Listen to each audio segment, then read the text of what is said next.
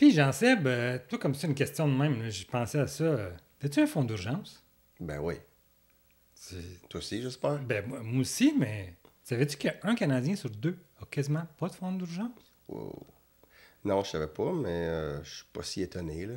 Attends, je vais t'en donner d'autres statistiques. Ah ouais? Ok, shoot, parce que là, t'as mon attention, Christian. 44% des ménages canadiens, là, ça inclut particuliers, familles, tout. OK. 44% en ont pas.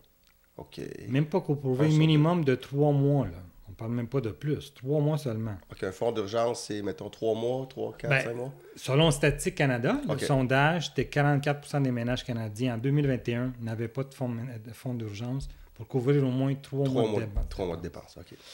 Les Américains, eux autres, là, 37% des ménages qui n'en ont pas. Fait que Fait qu'ils sont un petit peu mieux placés que nous. 2 sur 5 à peu près. Ouais. Qui en ont pas. Puis mettons, si on regarde au Canada, en 2019, on avait 57% des locataires puis 38% des propriétaires qui n'en avaient pas du tout. OK, ça m'étonne pas. C'est toujours, c'est toujours comme ça, les statistiques pour locataires versus propriétaires, là. C'est pas un gros mythe de savoir que les propriétaires sont en position financière généralement un peu meilleure, là. Donc, ils peuvent se concevoir un petit... Exact. Mais c'est quand même beaucoup, là. Un Canadien sur deux, moi, je trouve qu'il Ouais. n'y a pas de fonds d'urgence. Surtout, puis là, on parle de 2021. On s'entend qu'aujourd'hui, après la pandémie, Ouais. je pense que les données ils ont sûrement changé. On verra bien éventuellement quand les statistiques vont Changer, sortir. mais là. pas dans le bon sens. Non, c'est ça, malheureusement, c'est ça. Malheureusement, dans le mauvais sens. Puis si on regarde, mettons, je te donne des mythes, là, parce que souvent, on entend beaucoup jaser des fonds d'urgence. Je ne suis pas certain que tout le monde sait c'est quoi un fonds d'urgence. On va définir D'ailleurs, ça. c'est ça qu'on va définir un peu aujourd'hui. Mais entre autres, des mythes que souvent les gens entendent. Fonds d'urgence, c'est uniquement pour les personnes à faible revenu. C'est-tu vrai, ça? Ben non. Ben non. Si jamais tout le monde peut perdre sa job, Exact. tout le monde peut avoir un dégât chez eux avec une assurance qui est difficile à les recouvrir. Fait que ça n'a rien à Tout le voir monde. avec le revenu. Là. On s'entend, Non, c'est- non. OK. Ben, c'est sûr que si tu gagnes 1 million de dollars par année... Non, tu le floberais pas. Ben, du tout, c'est non, bien- ça- souvent, j'ai vu des statistiques qui ont dit que tu fais 50, 100 000, 150, 250 ou 500 000, les gens dépensent pas mal la même proportion d'argent. Fait que c'est pas Ah ouais? parce que tu en fais beaucoup que tu en dépenses moins et que tu es OK. capable d'avoir une... Bon, OK. Fait que deuxième mythe. Est-ce que tu penses que ça prend beaucoup d'argent pour faire un fonds d'urgence? Non, on parlait de 3 mois de dépenses. C'est sûr que c'est une famille de 5 enfants. Ça va être un gros fonds d'urgence. Mais sinon, mettons 2 enfants, non. Non. Pour moi, je trouve que c'est pas énorme. C'est relativement facilement concevable. OK. Fait que on peut dire même que pour commencer un fonds d'urgence, tu peux mettre 20$ de côté. Là. Je veux dire, c'est déjà ça. En mettre un de côté puis commencer à mettre de quoi de côté, c'est pas parce que ça en prend beaucoup pour faire un fonds d'urgence. Non. OK. Troisième mythe que j'ai. Fonds d'urgence doit être placé dans un compte d'épargne à intérêt élevé. Tu as Ben déjà non. entendu ça? Non, ben, je suis pas étonné que certaines personnes pensent ça. C'est sûr que c'est mieux. Sauf que si c'est dans un compte à intérêt élevé, c'est probablement gelé aussi. Exact. Fait que si tu le gèles, tu perds tous tes intérêts, tu as peut-être même des punitions. Fait que peut-être une portion. Si tu as 25 000 $ comme fonds d'urgence, à peu près comme moi, il y a une partie qui pourrait être à dépôt à terme comme ça, ou bien placée. Ouais. Mais il y a une partie qu'il faut que ce soit tout de suite. Là. Exact. l'urgence, C'est ça. tout Le de suite. fonds d'urgence, c'est ça. C'est être disponible dans Maintenant. l'urgence. Vous ne pouvez jamais utiliser votre fonds d'urgence. Ben non, il faut que tu l'utilises. C'est un fonds pour ça. Ben, il me semble, dans ma tête, tu définis c'est quoi les situations qui font en sorte que tu vas dans le fonds d'urgence. Par exemple, si tu perds ta job, c'est un gros Réparation. problème avec ta maison, Exact. quelque chose qui t'empêche de vivre soudainement, là, de vivre normalement. Là. Réparation d'automobile, une urgence médicale. Oui, c'est ça, tu peux plus te déplacer Exact. avec ton auto. Bon, Exact. tu peux te déplacer autrement, mais mettons que ça change une vie quand même. Là. OK. Un fonds d'urgence, c'est un investissement. Il y en a beaucoup qui pensent que c'est un investissement. Bonne question. Oui et non. Oui, c'est un investissement dans la qualité de vie. OK. Ouais. Je m'en sors bien. Hein? Je pensais que tu allais glisser, là. C'est bon. Puis si on a une assurance, on a-tu besoin d'un fonds d'urgence? Ben, je pense que oui. L'assurance, ça peut être vraiment long avant de toucher les sommes. Puis 2, il y a toujours des petits caractères qu'on n'a pas lus dans le bas. Hein? On en a parlé des contrats. contrats. Des contrats.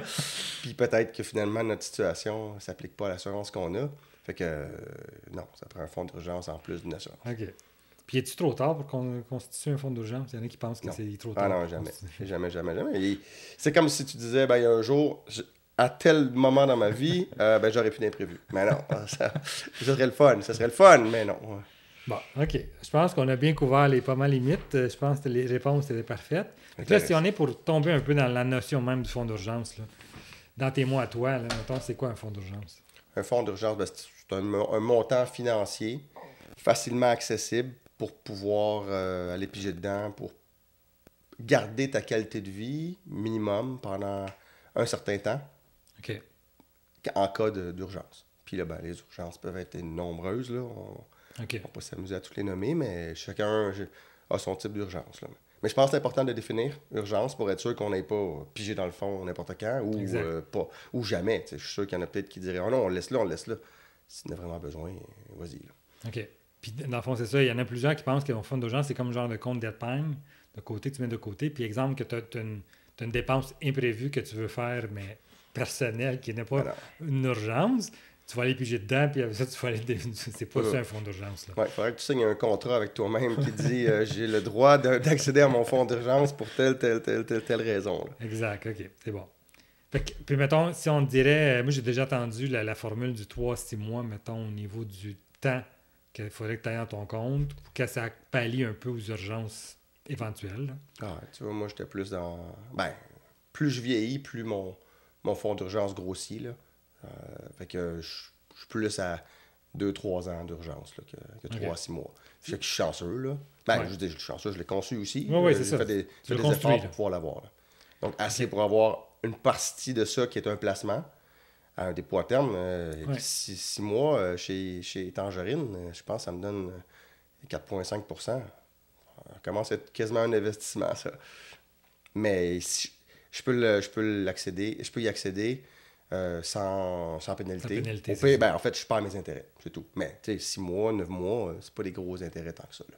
Non, c'est ça. L'important, dans le fond, c'est qu'il devient liquide. C'est dans le fond, c'est une question de liquidité. Il y en a qui le gardent même en comptant à maison. Là.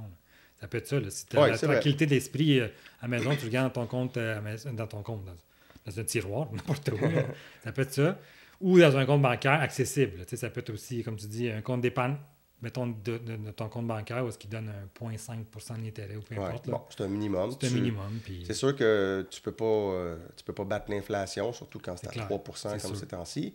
Mais au moins, tu peux avoir un petit peu d'intérêt. Mais c'est surtout la paix d'esprit qui vient avec ça. Moi, c'est ça qui est le plus important pour moi. Exact. C'est ça, c'est vraiment ça. Puis la construction du fonds d'urgence, c'est vraiment pour pallier, exemple, à ton manque d'emploi, justement, que tu dis. Dans le fond, c'est tes dépenses courantes que tu as à souvenir, que ce soit ton loyer, que tu as ton alimentation, la bouffe, ton transport, tes dépenses courantes. Mm-hmm. C'est ça, un fonds d'urgence, dans le fond. Là. C'est ce montant-là qu'il faut mettre de côté pour éventuellement être prêt puis pouvoir s'en servir au besoin. OK. Ouais. Puis, mettons qu'on dit d'autres conseils que tu vois, mettons, pour gérer un fonds d'urgence. Comment tu gérais ou comment tu gères ton fonds d'urgence, mettons? Ben, le principe numéro 1, c'est de l'avoir accessible. Parce que quand l'urgence arrive, on n'est pas vraiment prêt. Ben, en fait, on est prêt si on a un fonds. Puis, il faut que le fonds soit accessible. Ou une partie de ce fonds-là. Au moins, pour que tu puisses attendre la fin, mettons, de ton dépôt à terme, là, supposons qu'il est splitté comme ça. Fait que c'est surtout ça. Fait que c'est pas vraiment le but d'aller faire des gros revenus avec ça. Tant mieux si c'est le cas. Mais non, il faut que ce soit là pour une paix d'esprit. Pour moi, en tout cas, c'est ça le plus important. Puis il y a une notion, comme moi, je pense que c'est important d'amener avec ça. C'est que le fonds d'urgence, il faut qu'il soit, dans le fond, il faut qu'il soit proportionnel à ton salaire et à ton niveau de vie. Oui. Parce que clairement, si exemple, je sais pas moi, tu fais 100 000 par année, puis tu as un fonds d'urgence de 1 000 non. Je pense pas que ton loyer, je pense pas que tes dépenses courantes vont couvrir le 1 000 $. Fait que, avoir 1 000 $, c'est comme si tu avais 10 $ dans ton compte bancaire pour... Non, c'est ça. Fait que, il faut que ce soit professionnel à tes dépenses puis à ce que tu as comme train de vie. Là. De là, l'importance d'avoir un bon budget bien équilibré. Exact. Comme ça, en un coup d'œil, on peut trouver quelle somme on a besoin. Fait que quoi, on parle de, grosso modo, 3 à 6 mois, selon les statistiques? Selon les statistiques, c'est ça qu'ils disent. Souvent, ils disent, la recommandation, c'est d'avoir 3 à 6 mois en fonds d'urgence disponible. OK. C'est sûr que, encore là, ça dépend où est-ce qu'on se constitue, où est-ce qu'on se situe aussi dans notre vie, parce que, tu sais, Il y en a que peut-être la maison est payée, il y en a que, je veux dire, puis ton fonds d'urgence, ça va être juste pour tes dépenses courantes autres, que tu n'as pas besoin de loyer, tu n'as pas besoin de... Fait que, la situation de chacun est différente, puis ça fait en sorte que ton montant d'argent aussi va être différent en fonction de ce que tu as besoin à assurer. Mais je pense que peu importe la somme qu'il y a là, il faut qu'elle soit un minimum pour que ta paix d'esprit prenne le dessus, puis que tu puisses te retrouver un nouvel emploi ou que tu gères ta situation d'urgence. Exact. Tu prennes le temps qu'il faut pour régler tout ça. Ça peut être un décès. Tu perds tes moyens complètement. N'importe quoi, effectivement. Ouais. Fait qu'il faut être... d'avoir de l'argent, ça nous aide à passer à travers les moments difficiles. C'est surtout, c'est ça, la paix d'esprit au niveau de la sécurité financière. Ouais. Parce que c'est souvent ça, la sécurité financière amène un certain stress parmi plusieurs, puis on s'entend que justement avec la pandémie, on a vu que plusieurs d'entre nous n'ont pas nécessairement des fonds d'urgence, là, parce que tout a augmenté. Ou les ont Ou se sont brûlés, là. Mais c'est fou, là, si vraiment la hausse de l'inflation, puis du coût de la vie des dernières années, depuis la pandémie, a fait en sorte que les gens ont brûlé leur fonds d'urgence. Un certain pourcentage des gens ont fait ça. Oh, c'est pas le fun, ça, là. Je pense que même les statistiques, j'ai pas les statistiques, là, comme je disais tantôt en prémisse, mais je suis sûr qu'elles sont vraiment à la hausse. Ouais, ils ont augmenté là, quand même considérablement versus qu'est-ce qu'on avait auparavant. Parce que...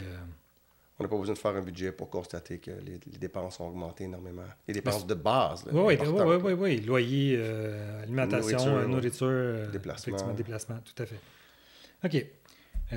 Puis, mettons, as-tu des conseils que tu peux donner aux gens qui cherchent à comment établir un fonds d'urgence?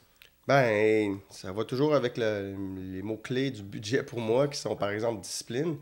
Quand tu sais pas trop quoi faire avec certaines sommes d'argent, je sais pas, moi, 150, 200 pièces, ben pourquoi tu ne mettrais pas de côté pour augmenter ta paix d'esprit plutôt que d'y aller avec la solution à court terme. Je vais m'acheter telle affaire, je vais me louer telle affaire. Ça dure un certain temps, tandis que ton fonds d'urgence, il est là, il est tout le temps là, tant que tu ne l'utilises pas. Fait que je trouve que c'est une bonne idée. Dès qu'on a un peu d'argent de côté, on en met. Puis, on n'a pas besoin de mettre jusqu'à 50 000 $, là, mais plus il y en a, plus on a une marge de manœuvre incroyable. Puis ça, ben, à mes yeux, à moi, ça vaut cher. Puis j'encourage les gens à le voir aussi comme ça pour trouver des bonnes raisons de grossir, de faire grandir ce fonds-là pour la qualité de vie que ça peut amener en cas de problème. C'est surtout ça. Pour moi, c'est toujours la paix d'esprit, là, parce que c'est un fonds d'urgence, ça vient de t'éliminer. Souvent, on dit on a une carte de crédit, on va l'emprunter sa carte de crédit, on va l'amener, on va la payer tantôt, il n'y a pas de problème, on ne va pas récupérer. Hein? C'est pas aussi facile que ça, mettons, emprunter sa carte de crédit, parce que tantôt, le bill va arriver, le relevé de fin de mois va arriver, il va falloir le payer. Ouais, c'est ça. Fait qu'effectivement, rendu là, tu vas peut-être même emprunter parce que tu n'auras pas l'argent pour le payer parce que ça a été sur une carte de crédit, tu vas payer un taux d'intérêt.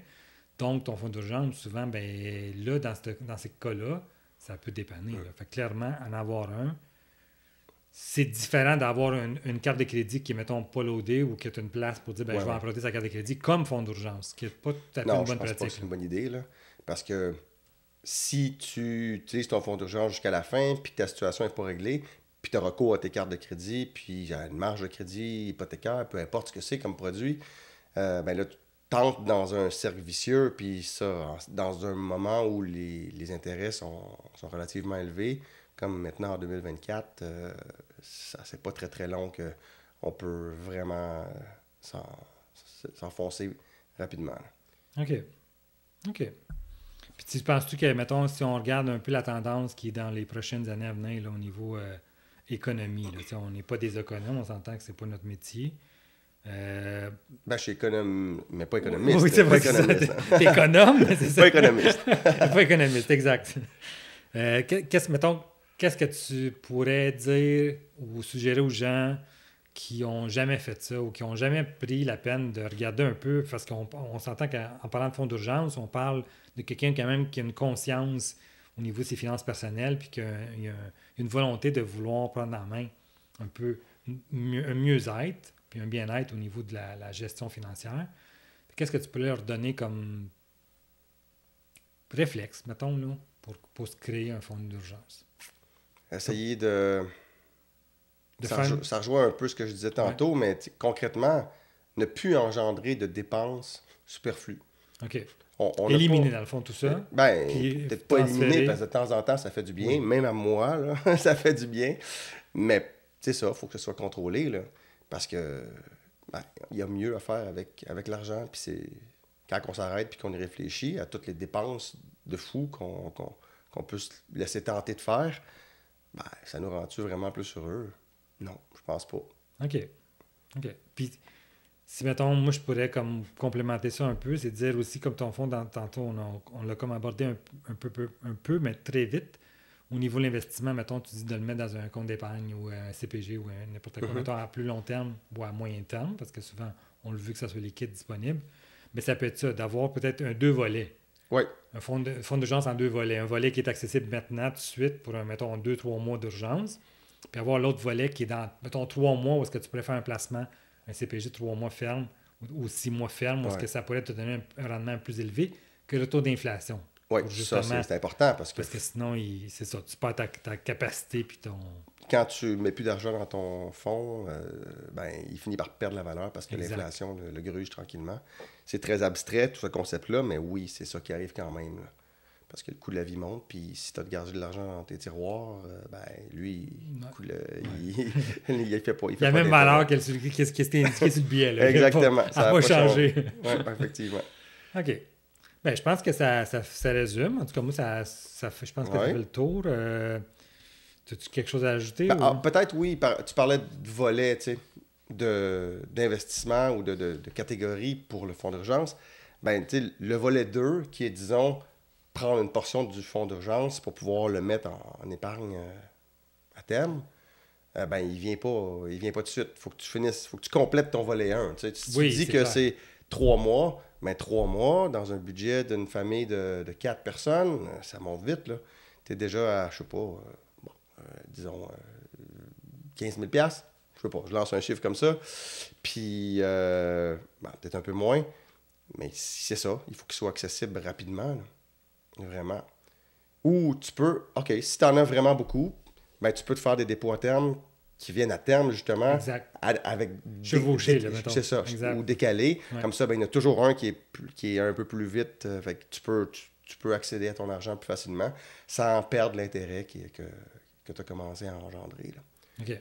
Fait que moi, ben, oui, je peux dire que je suis rendu à cette étape-là, là. En parlant, je me suis dit, c'est une bonne idée, ça. Mais je pense que c'est ça. Quand tu es rendu à bien le gérer, puis à bien comprendre le concept du fonds d'urgence, bien, effectivement, tu peux même le mettre comme un investissement, puis le gérer de façon rotative pour que ça te ramène un Rotatif, ristourne. c'est bon, ça. C'est pas pire, hein? Oui, ça vient bien, là. Pour que ça devienne un peu un mécanisme automatique au niveau de l'investissement, puis que ça vient engendrer puis dépasser l'inflation pour justement te ramener aussi, te le faire bonifier. Là. Oui, c'est sûr. Puis effectivement, non, je pense que c'est... Parce que si tu n'utilises pas ton fonds d'urgence, puis il y a une portion qui est placée, ben il s'auto-finance, dans le Exact, fond. Il exact. génère plus d'intérêt que Exact. l'inflation. Puis tu peux même, à un moment donné, peut-être aller reprendre un peu d'argent pour pouvoir l'utiliser puis te payer un peu de gâterie. Pas trop, un peu.